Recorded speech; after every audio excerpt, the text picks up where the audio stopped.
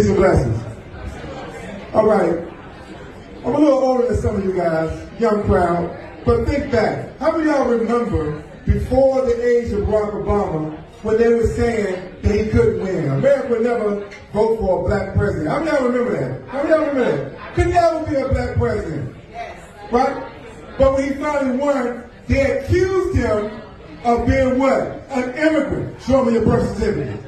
They accused him of being a Muslim. Barack Hussein Obama. They accused him of being a socialist.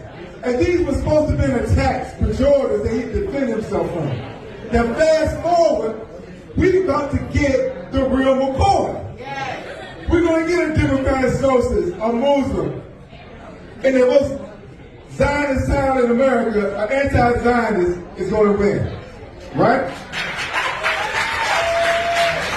Look how far we've come. Now, some of you are familiar with Martin Luther King's last speech, but you're not as familiar with his next to his last speech, which was delivered right here in Washington, D.C., March 31st, 1968. The title of that speech was Remaining Awake During a Great Revolution. He goes on to say in that speech that far too often, people find themselves living in periods of great social change. Yet they fail to develop the new ideas and the new mental responses that the new situation demands. They end up sleeping through a revolution. I submit to you that's the quintessential definition of stay woke. Everybody say stay woke. That's why our enemies have turned that into a pejorative. Because the American dream, you have to be asleep to believe it, don't you? Now, I ran for Congress last year, DC delegate, when it was not cool.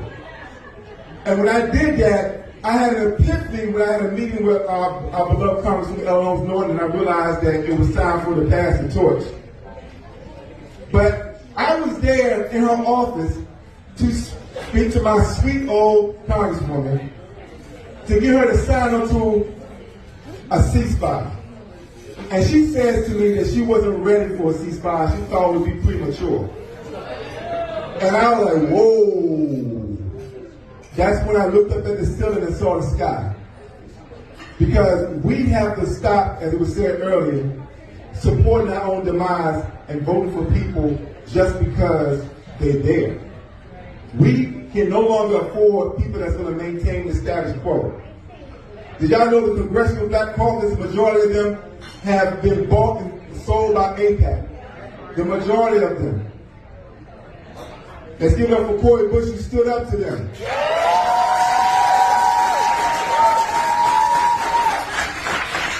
She stood up to them and risked her job, her livelihood, and her name, her reputation off of her principles. How many of us are willing to do the same?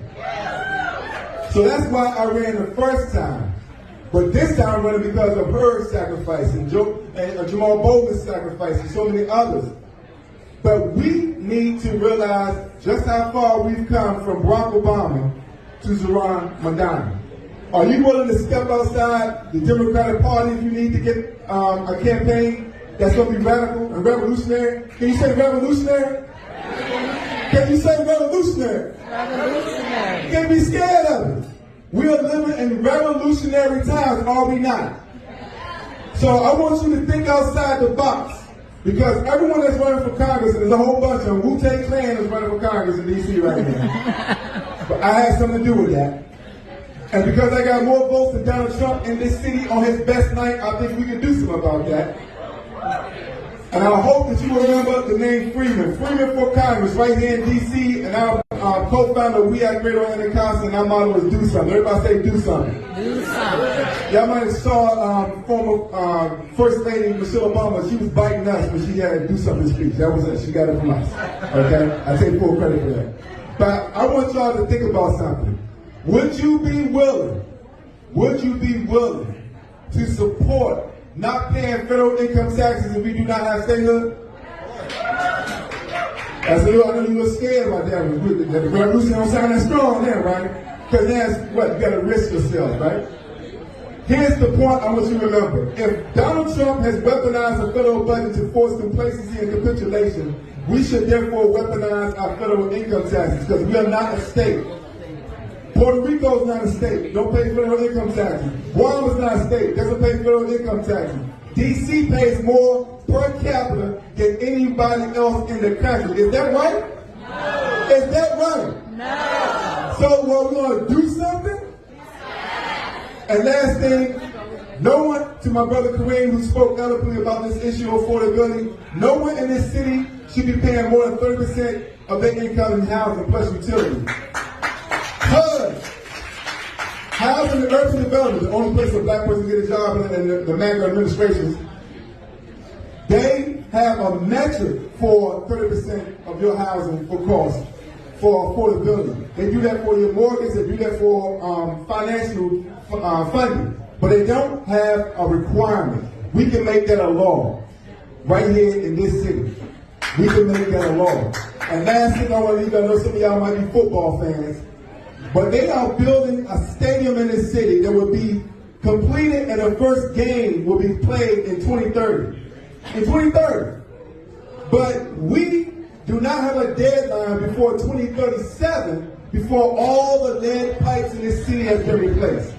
So they're going to build a brand new stadium before everyone has access to clean water, lead-free in the city. And make no mistake, lead is not only a precursor for cognitive dysfunction, it's also a marker for violent behavior. And we know what those last little lead pipes are. So these are things that we're talking about. This is the revolution we're talking about. And I'm so glad y'all here tonight to celebrate the revolution that's taking place right here, right now. And on the count of three, let's make some noise for Dick Cheney's death. 1, 2, 3.